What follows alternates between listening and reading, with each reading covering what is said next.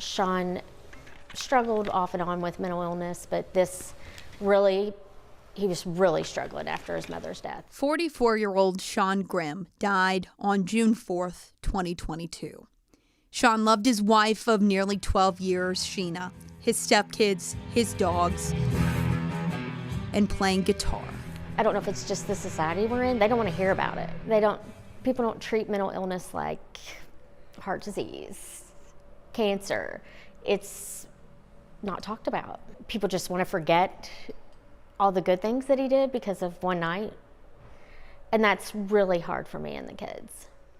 When someone dies by suicide, the questions outweigh the answers and can linger for an eternity.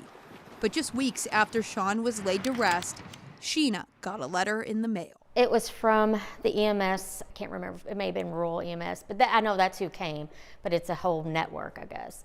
And the first bill I got from them was over $1,200. Were you shocked, confused? I was very shocked because all they did was take him a mile down the road to the morgue. The bills didn't stop there.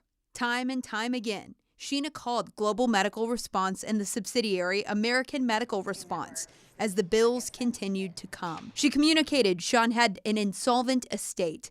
In other words, no money to cover the debt to his name.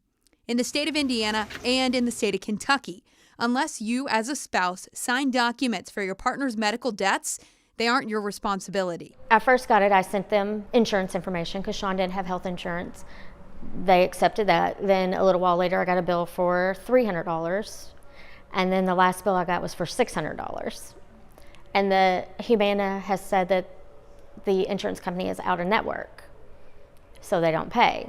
Sheena was confused, upset, and annoyed. But no matter how many times she called or who she talked to, she couldn't get the information she needed, and the bills kept coming. So she asked us for help.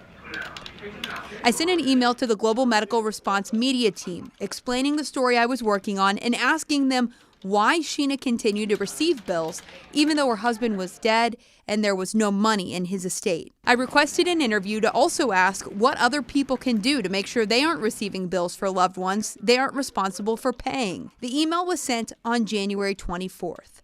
The next day, they responded and asked for more information so they could look into the case.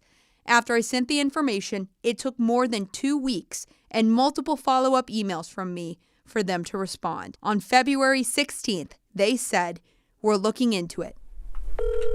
Then, the next day. Hello? Hey, Sheena, it's Haley. How are you? Good, how are you? I'm good. Okay, so you got a phone call.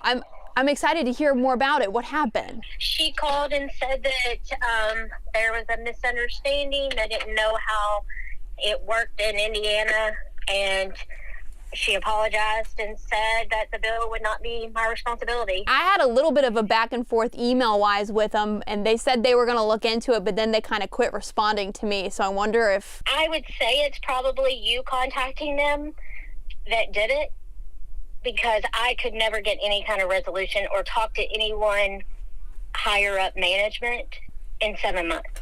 I hope that it can help in your journey and that now it can be healing and moving forward from here. I think it will. I honestly think that this will that it will help. Mm-hmm. You know, that reminder will stop coming in the mail every month, a couple times a month. I hate it that she said, we weren't sure, how this works in Indiana, when I'm almost certain that Sean is not the first person in Indiana that's committed suicide and this has happened to.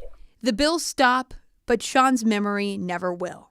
Sheena and her daughter have already planned a benefit in his honor in May and are finding peace through continuing to live a life full of his love. Anything Cassidy can find to do to bring awareness, she does it.